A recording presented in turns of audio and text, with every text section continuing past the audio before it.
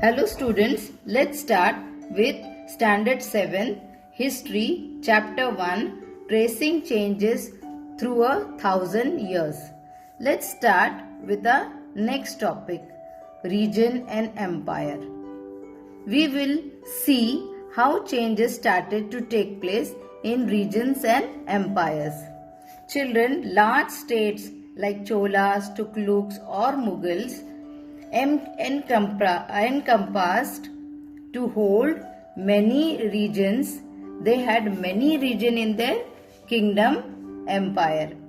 In a Sanskrit Prashasti, now children, we have studied about Prashasti in standard 6. Prashasti means in praise of. In Sanskrit Prashasti, praising the Delhi Sultan Ghiyazuddin Balban explained that he was the ruler of vast empire that is from East Bengal, Gauda to West Gajana in Afghanistan. Even the South India, Dravida, people of different region, Gauda, Andhra, Kerala, Karnataka, Maharashtra and Gujarat backed down before his army. Now children, why? Because of his strength and valor of the king and his army. Historians regard this praise was exaggerated claim of conquest, which was false claim of deceitful claim of conquest. It was not real.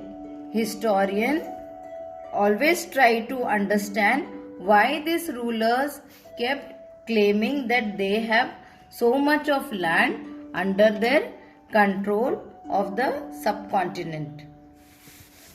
Now we come to our next topic, that is language and region.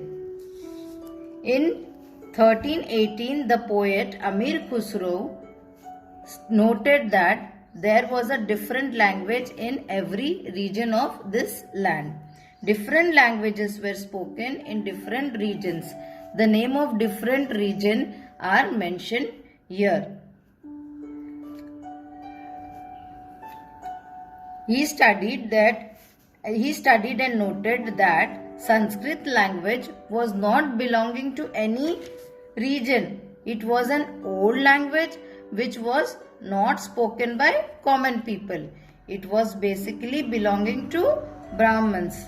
Only Brahmins were knowing this language, children. And Amir Khusro explained that Sanskrit language did not belong to any region of the country.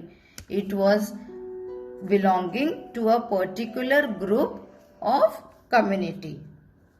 Now, by 700, many regions already possessed their specific area of control and their specific language and culture.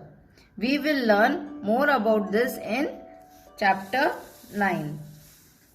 Children, see, in medieval period, these dynasties were very important dynasties and they had conflict among each other. Dynasties like Cholas, Khaljis, Tughlaqs and Mughals were able to build an empire that was pan-regional empire. That means empire spanning diverse regions, ruling different region of empire.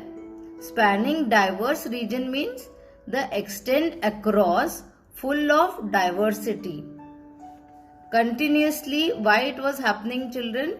Because continuously changes were occurring. Changes means the region was ruled by Khaljis, then Tughlaq won and Tughlaq rule came. Then Mughal won and their rule came. It was continuous changing. That's why this is called pan-regional empire. Empire spanning diverse region. Now of the rules like Cholas, Khaljis and Tughlaqs were equally stable or successful. This shows how politically unstable these rulers were. In 18th century,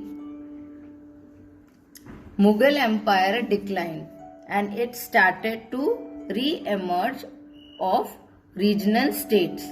The Mughal declined, then small rulers started ruling small states. They used to rule under the Mughal rule, but many years of imperial pan-regional rule, the ruler was ruling for years.